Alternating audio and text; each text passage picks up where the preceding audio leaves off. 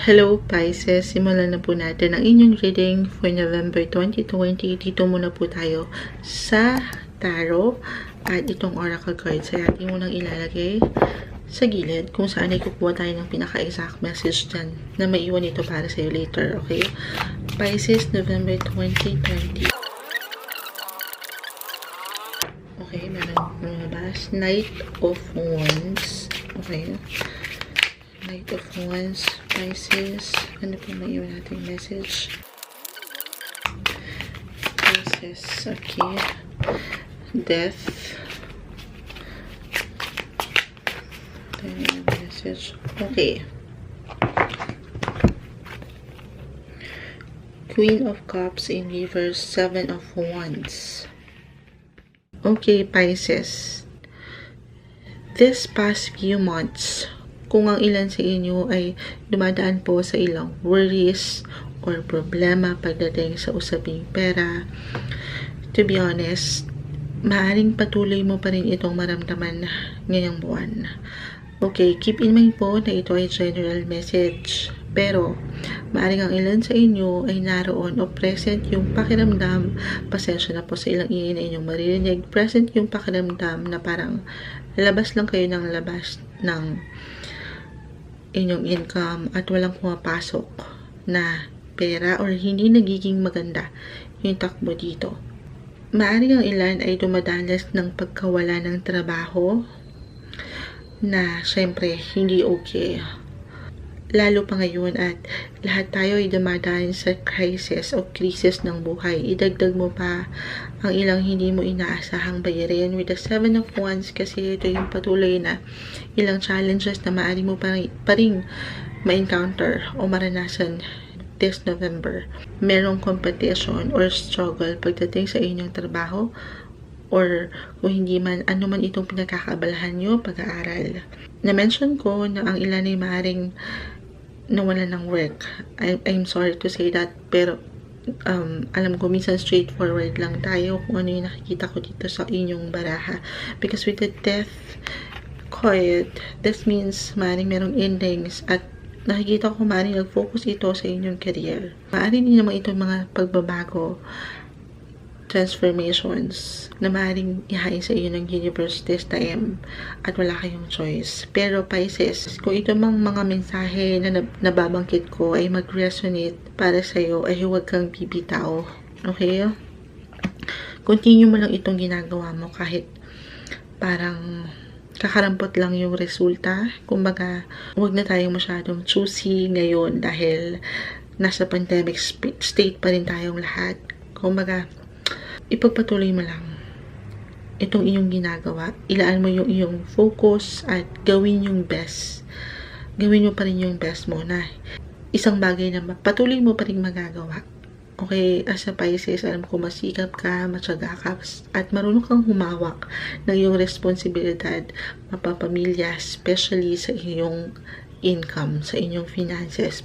Because with the Knight of Wands, magiging palaban ka pa rin naman. Kahit na dito yung challenges, andito rin yung energy, yung kinakailangan mo para ikaw ay magpatuloy kahit na minsan parang nakakapagod dahil walang resulta kang nakikita. Pero hindi mo pa man ito maisip ngayon, pero palaban kang tao, Pisces. Pagpatuloy mo lang ito again, mga ginagawa mo at huwag kang panghinaan ng loob. Okay, I'm getting a message na possible between second half of November through December, Pisces, ang ilan sa inyo. Okay, just keep in mind po na ito ay general message. Again, ay maaring makatanggap ng magandang balita tungkol sa usaping pera o trabaho. Again, between the second half of November through December. Isang bagay na magandang Christmas gift na rin. Sana positive ito. At maniwala kang positibo ito. Kung ikaw ay tutulungan mo rin ang iyong sariling maging positibo o manatiling positive along the way. Dahil itong na-mention kong good news ay possible na isang bagay rin na iyong pinaghirapan. Kaya sinasabi ko nga na laban lang. Dahil itong mga kinakaharap mo o patuloy mong kinakaharap right now ay temporary lang. Itong mga delays o kabagalan na iyong mararamdaman with the Seven of Wands, mga challenges. Dahil wala namang forever. Pansamantala lang ito. Okay? For some of you Pisces, hanggat maaari, ay i-double check ang mga bagay-bagay ngayon when it comes to money pa rin.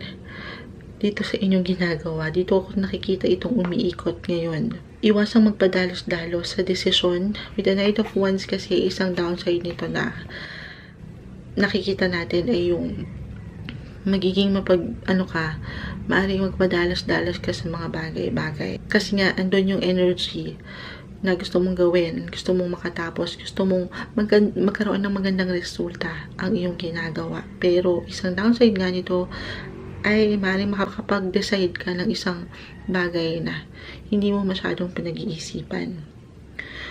So, palagi mo lang tatandaan yung tamang balance at, sabi ko nga, responsibility sa paghawak ng iyong finances. Okay? Speaking of balance and responsibility, Pisces, maaaring patuloy na maging busy ka. As I mentioned, maaaring maging busy ka pa rin dito sa iyong pinagkakaabalahan, ginagawa pagdating sa work, business, o pag-aaral. Maaring meron kayong kailangang ayusin o di kaya'y tapusin na trabaho bago ang lahat with the Death card. Ito isang bagay na hindi nyo dapat katakutan, okay? Dahil madalas ay ang Death card, ito ay transformation. Merong mga bagong possibilities and opportunities na maaring inyong tahakin ngayong buwan. At itong mga bagay sa nakalipas ay iiwanan nyo na. Yun yung isang message na nakita ko dito. Merong mga bagong simulain para sa'yo. At meron ding indication na maaaring ang ilan ay mag-short travel with the Knight of Wands. Yun yung nakikita ko dito. Short travel, pero meron lang kayong dapat unahin o i-priority with the Seven of Wands. Kumbaga, work muna before pleasure. Okay, nakikita ko nga, sabi ko nga, umikot ang inyong cards pagdating sa inyong income, finances, sa inyong trabaho, pinagkakaabalahan. Work muna before pleasure because with the Queen of Cups in reverse, isa itong indication kaya lumabas sa inyong card. Pasensya na po sa mga aso na inyong naririnig, pero magkaroon ng panahon para sa sarili. Pag nagampanan mo na itong mga ilang responsibilidad mo sa paligid, ay bigyan ng pagkakataon na makapagpahinga at alam niyo yun, alisin itong stress or medyo ilang isipin dahil nakikita ko may ilang isipin kayo pagdating sa pera.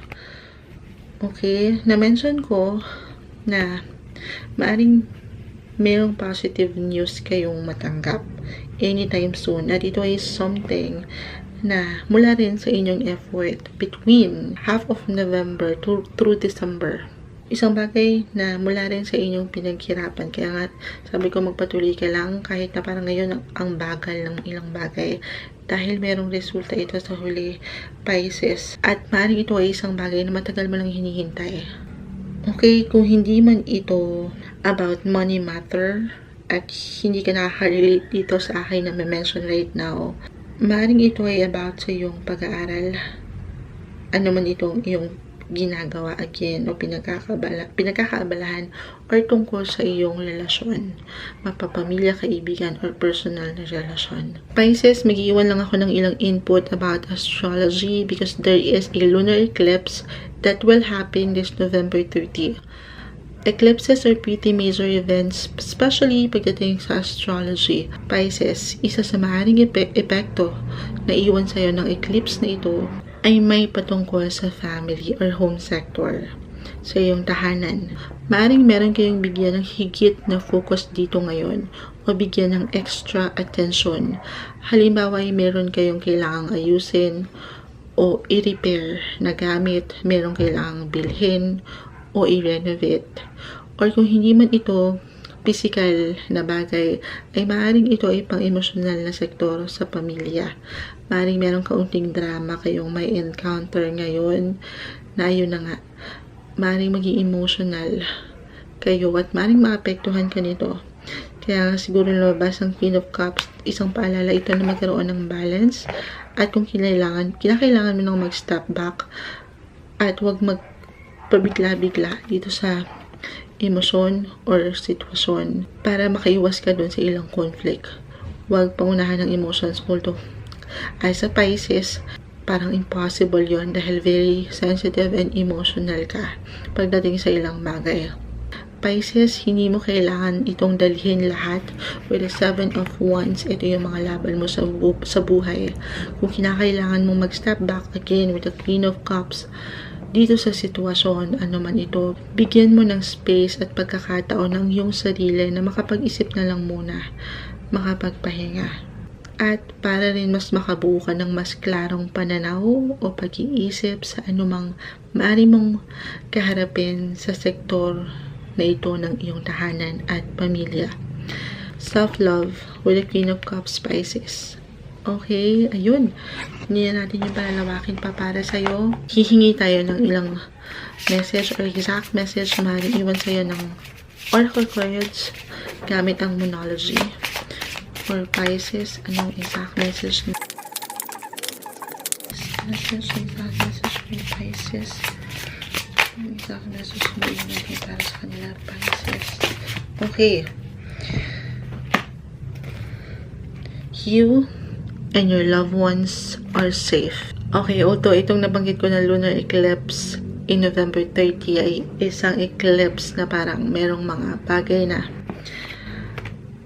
magtatapos dahil meron kayong mga bagong simulain na ma-encounter this time. Kaya lumabas yun o lumabas ang death card. But you and your loved ones are safe. Sabi ko nga, maaaring meron kang ilang pagdaanan na drama, issue, conflict pagdating sa usaping relasyon, pamilya, tahanan, or merong ilang isipin dito pagdating na rin sa pera, usaping income, finances. At the end of the day, walang ibang magkakaunawaan or magtutulungan kundi kayo lang din. Malalagpasan mo to, sabi ko nga, andito yung energy, lalaban ka. Yung pagiging independent with the Queen of Cups. Dito sa mga struggles na kinakaharap mo at patuloy mo pa rin mabibigay yung tamang responsibilidad. Magagampanan mo pa rin itong mga gawain mo para sa pamilya, hindi lang para sa iyong sarili. Nakikita ko kasi with the Queen of Cups, ikaw yung reyna o hari ng tahanan or isa kang someone na inaasahan ng ilang mga tao sa iyong paligid, or kung hindi man ito pagdating sa material na bagay, sa ilang gawain, kumbaga merong something na inaasahan sila sa iyo. Sana ipatuloy mo itong gawin, patuloy mo itong gampanin, ha? Ano ba yun? Tama ba? Gampanin. Patuloy mong gawin itong mga gampanin sa iyong buhay at huwag kang mapapagod kahit na parang pakiramdam mo ay wala kang natatanggap in return dahil meron kang ilang tao na hindi mo alam pero napapasaya dahil ito yung iyong nabunot ngayon. You and your loved ones are safe. As a Pisces, maaari kasi andito nga yung present talaga, nangingibabaw yung pagmamahal, yung love sa iyong ginagawa. Meron kang dahilan kung bakit ka nagpapatuloy. At hindi ka susuko rin naman dahil nga ito nga, present yung dahilan. Magpatuloy para sa ikagagaan ng lahat, especially pagdating sa iyong loved ones o yung iyong mga inspirasyon sa buhay. You and your loved ones are safe. Again, at the end of the day, magiging maayos ang lahat. At protektado ka ng universe, Pisces. Okay, ayun. So, hindi ko na po yung palalawakin pa para sa iyo, Pisces. Sana itong mga message o mensahe natin nakita sa inyong barahay pawang maging gabay lamang po. Maraming salamat for stopping by and I hope to see you on my next one.